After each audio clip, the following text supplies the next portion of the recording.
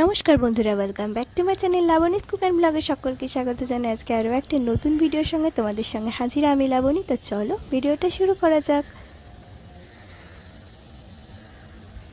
তো আমরা বেশ কয়েকদিন বাড়িতে ছিলাম না, ওই 5-6 দিন মতো। তো গাছগুলো যাতে মরে না যায়, তো সেই কারণে আর কি গাছগুলোকে এভাবে জলের বালতির মধ্যে বসিয়ে রাখা।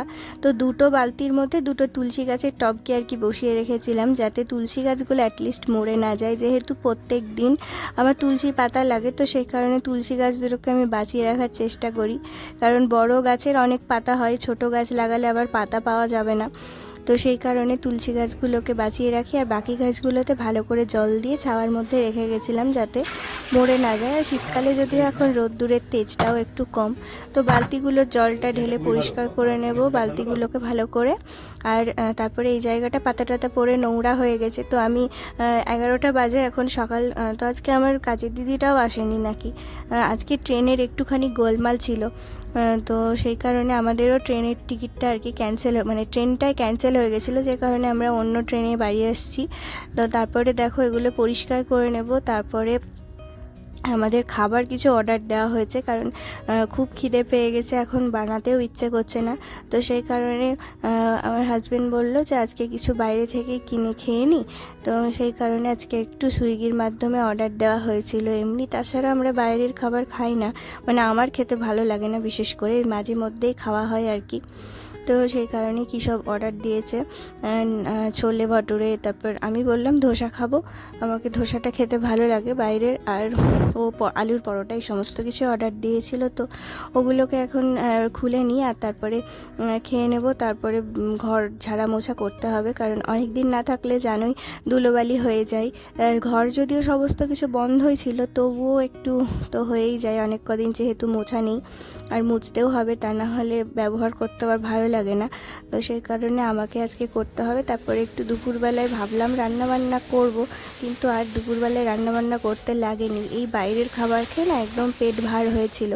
তো দুপুরবেলায় আর কিছুই করিনি। আমি ভাবলাম সবজিপাতি যখন বাড়ি আসি তখনই আর কি সাথে করে নিয়ে আসা হয়েছিল। তো সেই কারণে এগুলোকে ভালো করে পরিষ্কার করে ধুয়ে নিচ্ছি। আমি সবসময় সবজিগুলোকে ধুয়েই রাখি। আর ফ্রিজটা ভীষণ নোংরা হয়ে গেছে, সেটাও মুছতে হবে। আপাতত এগুলো বাইরেই রাখবো। আর সন্ধ্যের বেলার দিকে ভাবলাম ভাত টাত বসাবো। সারাদিন জামা কাপড় অনেক জমে গেছে, সেগুলোও ধুতে হবে। মানে কয়েকদিন বাড়িতে না থাকলেই যেন কাজের পাহাড় জমে যায়। যেহেতু অনেক ভোরে উঠতে হয়েছিল, প্রায় 4টের দিকে, তো আমি এই কাজগুলো সেরে একটুখানি ঘুমিয়ে পড়েছিলাম। মানে সবজি টবজি ধুয়ে রেখে তারপরে একটু খাবার দাবার খেয়ে কীরকম একটা আলসেমি লাগে, তো তখন একটু শুয়েছি আর 1 ঘন্টা মতো আমি ঘুমিয়ে পড়েছিলাম। তো তারপরে কাজে একটুখানি লেট হয়ে গেল। তারপরে উঠে দেখি 1:30 মতো বাজে। তারপরে ঘর ঝাড়া মোছা, জামা কাপড় ধোয়া এসব করতে করতে আবার 3টে মতো বেজে গেল। তো সেই কারণে একটু লেট হয়ে গেল।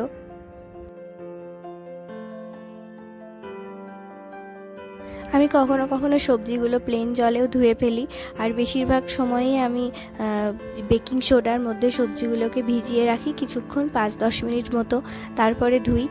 তাহলে পরে কি হয়, সবজিতে যে সমস্ত ওপরে পেস্টিসাইডগুলো দিয়ে থাকে, মানে বিষ টিষ দিয়ে থাকে, তো সেগুলো নাকি কিছুটা হলেও কম যায়। মানে সে তো অবশ্যই ভেতরে প্রবেশ করছে এই সবজির, কিন্তু ওপরটা একটু ভালো করে ধুয়ে নিলেই যেন আমার মনে হয় ভালো। তো সেই কারণে এভাবেই ধুই আর। তো পুরো ঘরটা ঝাঁট দিয়ে নিয়েছি, তারপর এখন মুছে নেব। তারপরে অনেক জামা কাপড় ভিজিয়েছি, কিছু হাতে কাচি, যেগুলো মানে গার্ডার দেওয়া যে সমস্ত জামা কাপড় সেগুলো হাতে কাচি, আর বাদ বাকি মেশিনে দেবো। আর তাছাড়া আগে থেকেও, মানে এখান থেকে যাওয়ার আগেও অনেক জামা কাপড় জমেছিল। তো এখন শীতকালে একটু বেশি জামা কাপড় হয়েছে, আর আমার বাড়িতে যেন সবসময় বেশি হয় জামা কাপড়।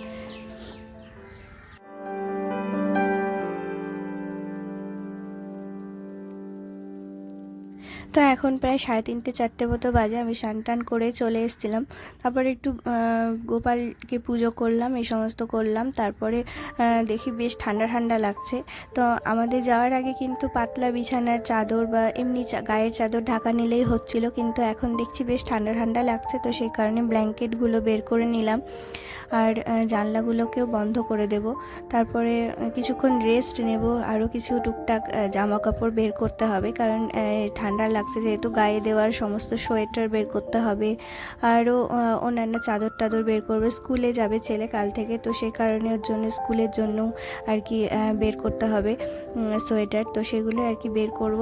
তারপর বালিশগুলো এরকম আলগা হয়ে আছে, এগুলোকেও কভার দিতে হবে, তারপরে একটুখানি রেস্ট নেব।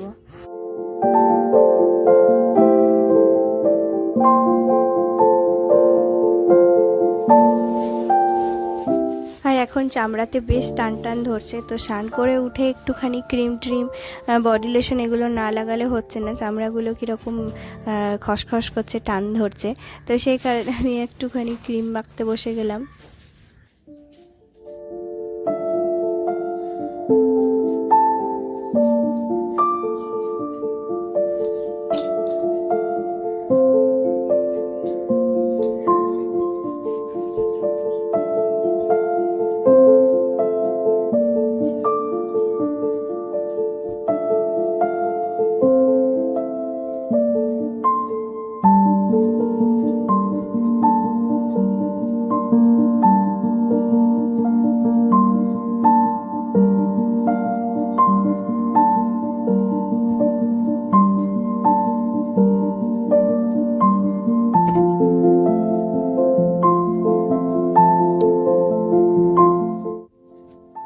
তো একটা বালিশে অনেকগুলো আমার কভার পরানো থাকে।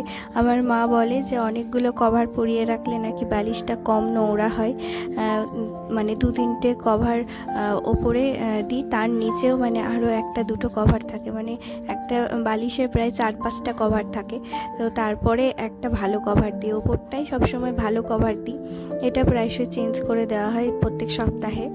তো সেই কারণে কি এই রকমভাবেই আমি রাখি।